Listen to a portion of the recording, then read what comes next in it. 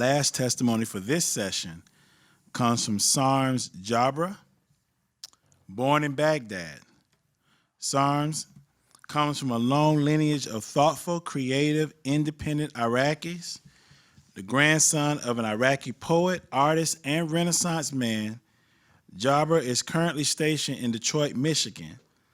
In Detroit, Sarms works on behalf of the city to improve public transportation for Detroit's citizens.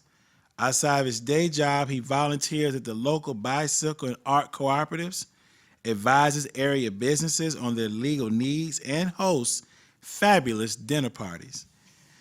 Come visit him in Detroit.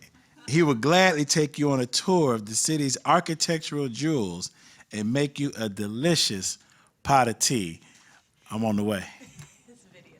Oh, okay, I was looking. My name is Sarms Jabra, or Sadamed Yasser Jabra, Ibrahim Jabra. Depends on who you ask and who I'm talking to.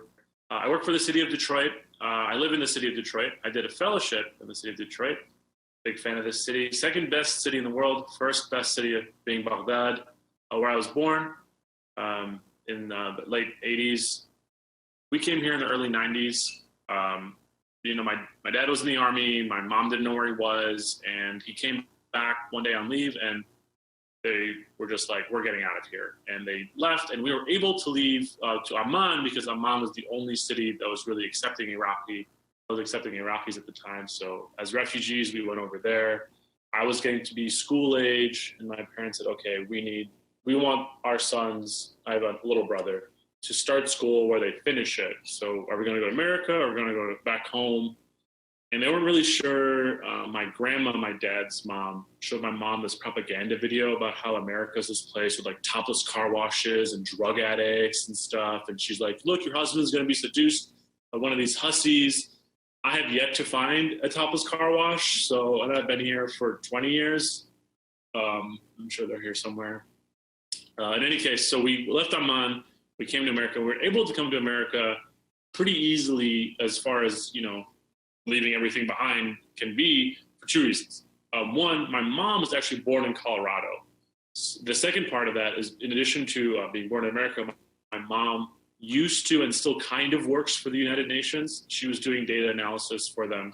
When the war happened, Iraqi currency went from 3 times the American dollar to 33 cents. So your currency, even if you're wealthy, depreciates by 900%. Thankfully, her pension was in American dollars, so she was able to cash that out. We came here. We came to Midland, Michigan, which is in the middle of Michigan, rural city. And one thing I would like to point out, my brother is 26. He was born in February 1990. The Gulf Storm started, I think, in May 1990. So effectively, for my brother's entire life, and he's in his mid-20s, America has either been at war, sanctioning, or occupying Iraq. In any case, things began to change drastically after 9/11. Suddenly being brown was a thing. And I mentioned I kind of go by two different names. Well, I started going by Sarms at that point because people just became very curious about, oh, Sarmed, where are you from? Oh, you're from Iraq. What do you think about the war? What do you think about Saddam? And I'm thinking, what do you think I feel about that? And, they might have good intentions, like, God bless you for being curious, but it's a painful experience for someone who has had their entire life kind of drastically shifted to go over those wounds. But what I'm really concerned about is my younger cousins, I have an older cousin. She is phenomenal. She was the first attorney in our extended family. She's got this beautiful family. She lives in Georgia. She's got a son, and I think he's in 3rd grade or something. And I just heard about this just the other day.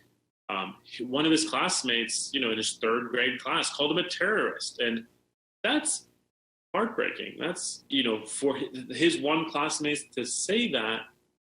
He must have gotten it from somewhere, right? And kids just kind of repeat back what they hear. They reflect the world that is presented to them.